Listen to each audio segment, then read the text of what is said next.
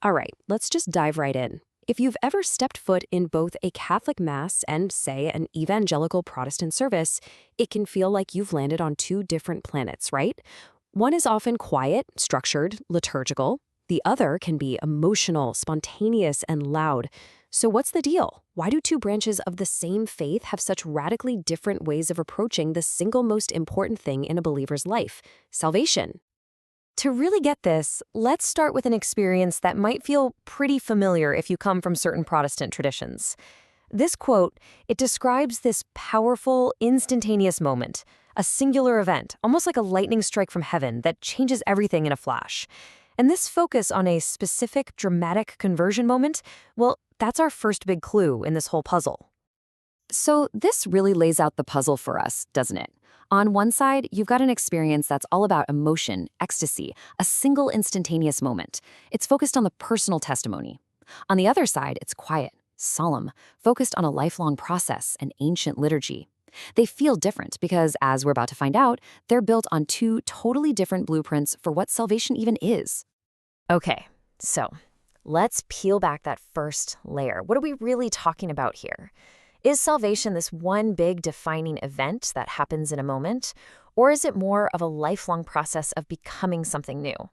See, in the Protestant corner, you often have salvation viewed as this singular, decisive event. That's how you get things like altar calls and such a heavy emphasis on a person's conversion story, that one moment they can point to. Some traditions even talk about being once saved, always saved.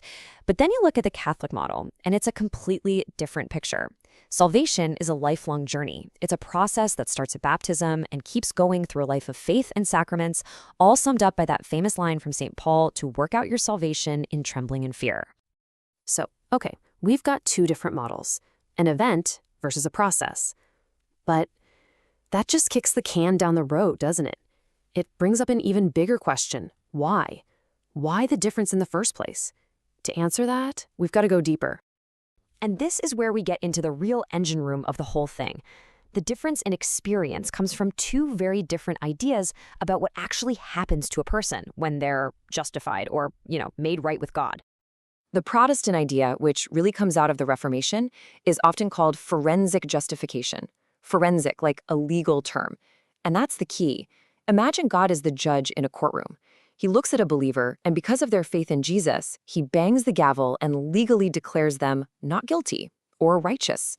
It's a change in your legal status, not necessarily an immediate change in who you are on the inside. Now, the Catholic concept is totally different. It's called infused righteousness. And here, God's grace isn't just a legal verdict. It's like a substance, something real that gets infused or poured into your soul.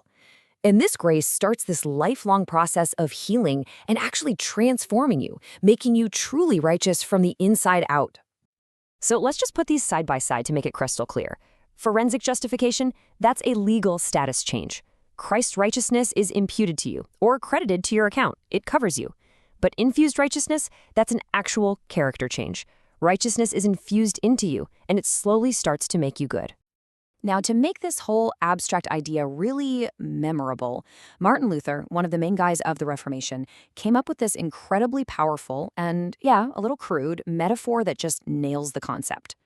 He said the state of a saved Christian is basically like a ball of dung covered in pure white snow. I know, it's a shocking image, right? But he was trying to make a very, very specific point with it. So, in this picture, the dung heap, that's us. That's the person. Even after you're saved, your core nature, deep down, is still sinful. The sinner, at their core, remains a sinner. And the snow? Well, that's the righteousness of Christ. It's this perfect, clean blanket that covers up the dung heap and makes it acceptable in God's eyes.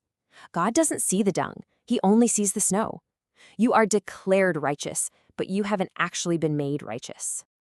Okay, now let's flip that.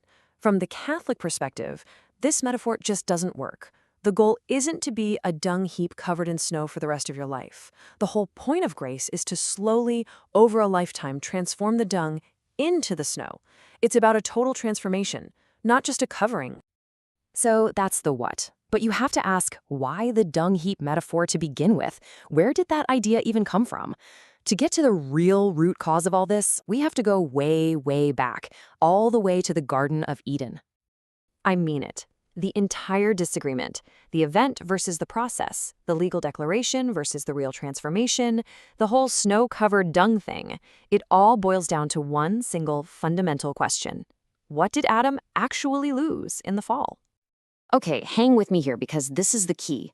For reformers like Luther and Calvin, Adam's original righteousness was natural to him. It was just part of his factory settings, you know? Being good and loving God was as natural to him as seeing is for an eye. So when the fall happened, it wasn't just a mistake, it was a catastrophe. It fundamentally corrupted human nature itself. But the Catholic view is different.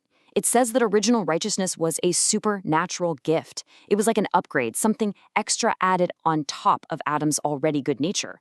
So when the fall happened, humanity lost that gift, and our nature was wounded, but not fundamentally corrupted at its core. I know, this sounds super theological, like ancient history.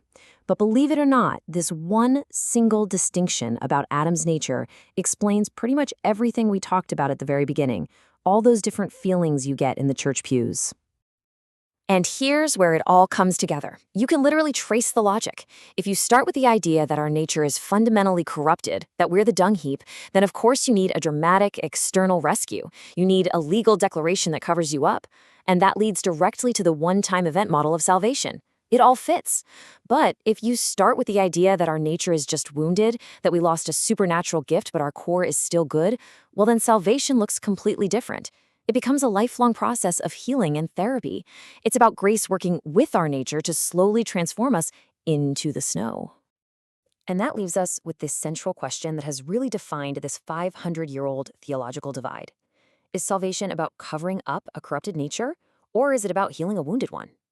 And if you can get your head around that one question, you can understand why two faiths can feel so incredibly different, even while worshiping the very same God.